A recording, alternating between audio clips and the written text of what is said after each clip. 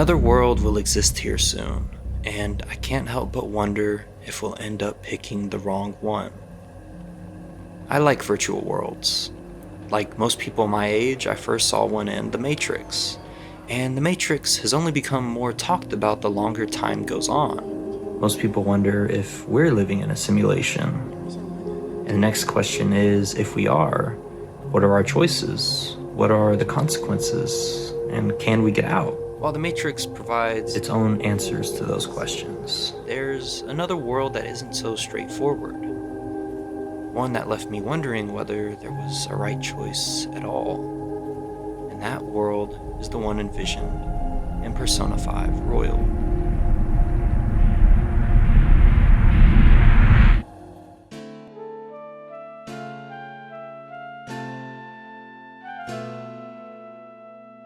No one wants to watch the people they love suffer through cruel and unfair pain, and no one wanted to free them more from that pain than Counselor Maruki. His ultimate frustration was that some of us experience pain that doesn't help us in any way, unfair and cruel pain, he called it. Who benefited from cancer, or from being persecuted and oppressed their whole life? Persona 5's world is one where intense desires could manifest into magical realms, and so Counselor Maruki got exactly what he wanted. His dream began overriding our world. As a counselor, his greatest obstacle was overcoming trauma, the kind of trauma that only hurts us, the kind that we wait until our children are grown up to teach them about. And so he healed the world by erasing its trauma and never letting unfair and cruel pain happen again. Back in our real world, the concept of virtual worlds has grown over the decades. In the 80s, Tron was a microcosm of our own world, a place where our hero got trapped, but also a place where he could learn how to be a better person once he got out. Later in the 90s, The Matrix presented to us a world enslaved by its own creations. This world waited for a prophetic leader to liberate the masses against all odds. Its world asked us about our own resting desire to accept any reality and our tendency to ignore the hardships around us. But Royal's world didn't exist to escape from or to be liberated. It was an evolution of our world. Not a paradise, but our own world with a loving creator. One that wanted nothing more than to protect his people from the thing that he feared most, unfair and cruel pain. One that wanted the best for everyone. In Royal, this character wasn't the hero.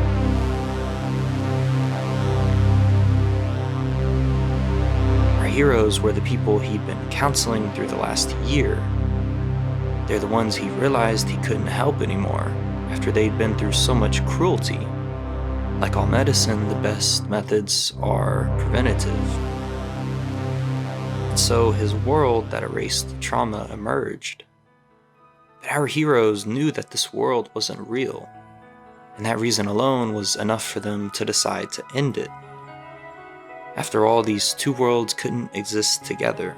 It was overriding our world. Either they could join his world, or they could end it.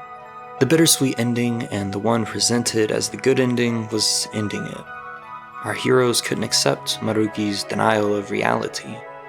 They argued that seizing trauma eventually led to seizing pain, and that without pain, there could be no change.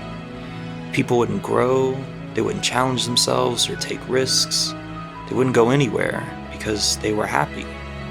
But it would be a shallow happiness that they didn't have a part in creating.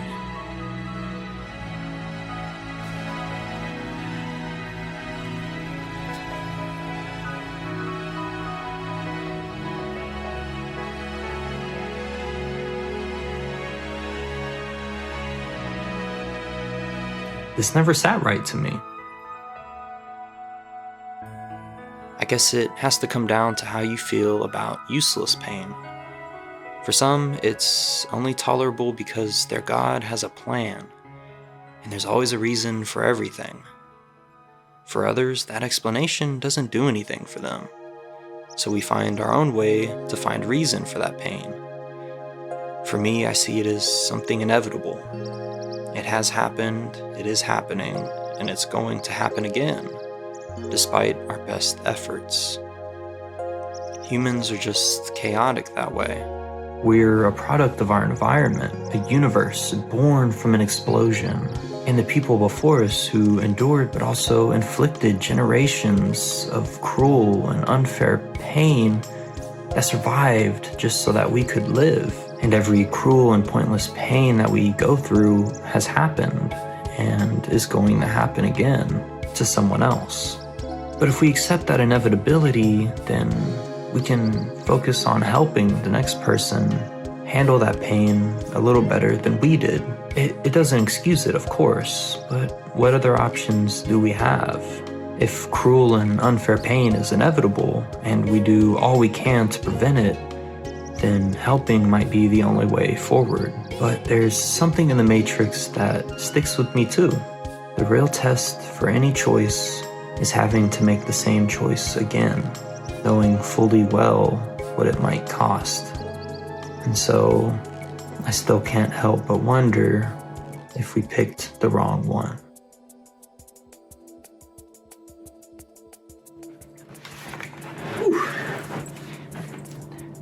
Thank you so much for reaching the end of the video. I know this one was a little different from the last one we did.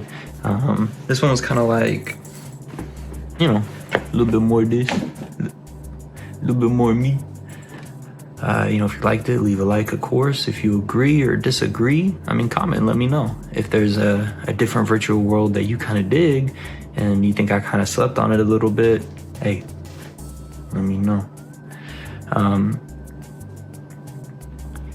If you like these kind of explorations and through lines from point A to B to C, and it's a big old C, subscribe. That's kind of what this channel is all about. Whenever, well, my best boy Devin ain't uploading his 360 Valorant clips, that's what we do here. So subscribe if you kind of like this stuff.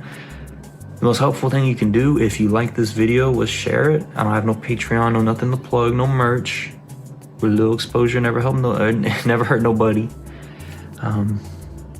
Anyway, without further ado, thank you all and good night.